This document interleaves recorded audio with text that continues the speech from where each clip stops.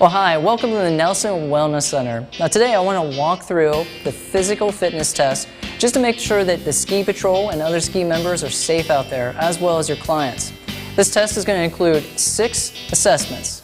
Each assessment focuses on balance, strength, agility. We want to make sure you guys are safe so that way the staff is safe and happy, as well as the clients. So let's get started.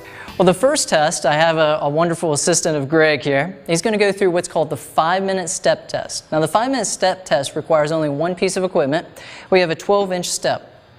The next thing, you need to time it for 5 minutes, and the goal is, if Greg can step up reciprocally, left foot, right foot, left foot, right foot, 96 times per minute, then he achieves the goal. So Greg, let's begin the test. I want you to step up with your left foot, and now down with your left, down with your right.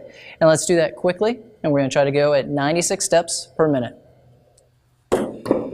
Now as Greg is doing this test, I'm looking at his knee position. So Greg, let's stop with just your right foot up top. So when Greg's foot and leg is up on the step, I want to make sure that his knee, particularly his kneecap, is actually in line with his second toe. And Greg, let's put your leg back down. This is also the case when he's in a standing position. Another thing we want to make sure of is that his knee is not thrusting out to the side too much. So the key is making sure that he avoids positions of being too knock-kneed or too bow-legged. So Greg, let's continue.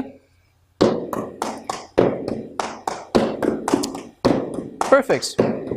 So as long as Greg can keep up that position with his knee and aim for 96 steps per minute, then he passes this test. So let's go on to the next test. The next test, called the Quadrant Test, focuses on agility as well as strength of the legs. Now in order to do the Quadrant Test, you simply just need 2 pieces of tape and you make a plus sign. Now the goal of this activity is to be able to jump clockwise and counterclockwise into 10 quadrants.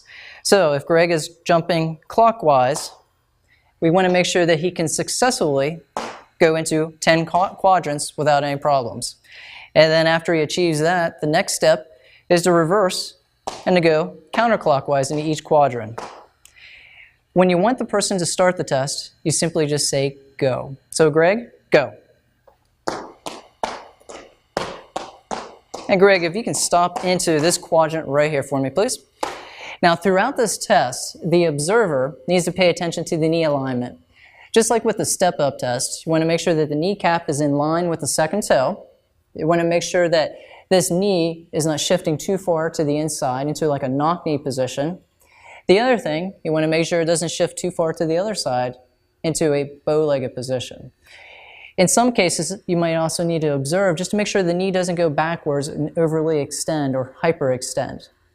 So when Greg is doing this test, make sure you observe those things. If you do notice any of these issues, they may need to have just a further medical screen by a medical professional just to rule out any problems with the knees. The next test is the lift test. Now with this test, it simulates a lot of ski activities out there where you're going to have to either lift somebody up on the board or some other equipment. So Greg and myself, we have basically 2 things. We have a step that's 12 inches high and then a box. This box is just containing your weights, and we're going to go through the test, and it's going to include a series of 3 different defined weights. There's a bar placed in here just to make it a little easier to grab. Now the first part of the test is simply bending down, squatting, and picking up the box. So Greg, if you could demonstrate. And then back down. When doing that activity, we're using 50 pounds in this box, and then Greg's lifting up to the mid-thigh. Now Greg, if you can do that for me one more time. Now as Greg is doing that, he's using great body mechanics. His back is nice and straight, and his knees are nice and straight as well. So just like with the quadrant test or the step-up test, we want to make sure that the kneecap of each leg is in line with the second toe. So if the knee shifts in too far, creating a knock-knee position, or too far out, creating more of a bow-legged position, we may need to screen that.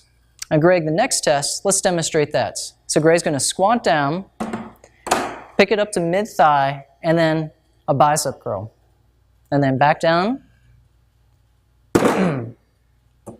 Perfect. And with that test, we're using less weight. This test requires 25 pounds. And again, we're looking at proper form. Greg, let's do the last test. We're going to use 15 pounds with this one.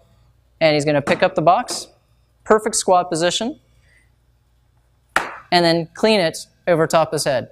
And then slowly back down into a nice, smooth squat position. Again, looking at back position and knee position, and also neck position when he's lifting the bar and the box over his head.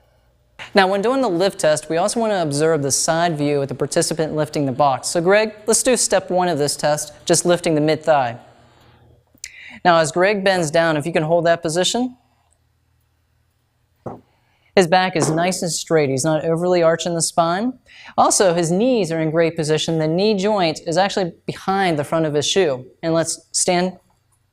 And as he comes up to this standing position, his back is again in a nice neutral or straight position. He's not overly arching the back.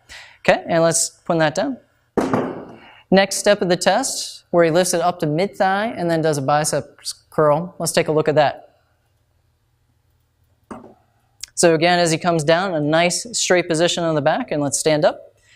And then a nice bicep curl. Perfect. Again, back is in great position. His knees aren't hyperextending, and everything was straight from the front. And let's lower that. Step 3 of the test, where he lifts overhead. Let's take a look at that one. So again, a great position of the back. Comes up into the bicep position, and then presses. And as Greg is doing that, as he lifted the box, he had a great neutral position in the back. He wasn't arching or overextending. And then be careful, watch him as they lower the box.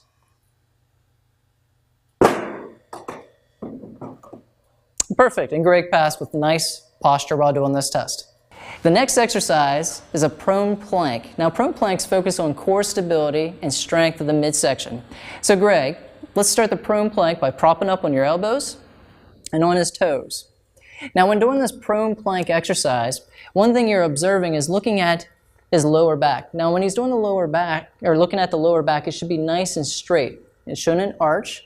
And if we look at the whole body, if we look at the shoulders to the hips, and then to his ankle, it all should be within a straight line. Now, the goal of this exercise and this activity is to maintain this position for a total of 60 seconds. Other things to observe is looking at his elbow position. His elbows should be directly below his shoulder joint, just so you can protect the shoulder joint. So Greg's doing a great job. Nice neutral position of the back, great alignment, and the key is, as long as he can do this 60 seconds, he's able to pass the test. The next strength test for the midsection is an abdominal crunch. Now, in this position, the goal is if Greg can hold this for a total of 60 seconds, so Greg, if you can lean back a little more towards that wedge. The key is, if I'm looking at his torso, it should be 45 degrees compared to the floor. Now, when you begin the test, just pull out the wedge, and Greg needs to hang out there for a total of 60 seconds. Now, the test is successful if his back remains 45 degrees to the floor. If he drops down too low, or if he decides to try to cheat a little bit and move forward, that concludes the test. So Greg's doing a great job, and he's holding that position with his torso 45 degrees to the floor. Nice. So the last test looks at back stability as well as knee stability. So it's like you're out in the field, you have skis on your shoulder, and just for this example, we're going to use an aluminum pole. It's on Greg's left shoulder. He stands only on his right leg with his right knee bent slightly. He rotates counterclockwise and then clockwise. Perfect. So when Greg was doing that activity, his knee wasn't dropping into a knock knee position or a bow-legged position. If so, he may need an orthopedic assessment, and his back was in a great position. It was nice and neutral or straight. Now, in this last test, I want to take a look of the participant in a side view. We're focusing on back stability as well as knee stability, and particularly we want to look at the angle and how flat Greg's back is. So he has his skis on his left shoulder, standing on his right leg, and he rotates to the left side. His back remains nice and straight, and then he rotates to the right side, and again, his back is nice and straight. So with this position, just look at someone's back. Make sure they're not overly arching to compensate.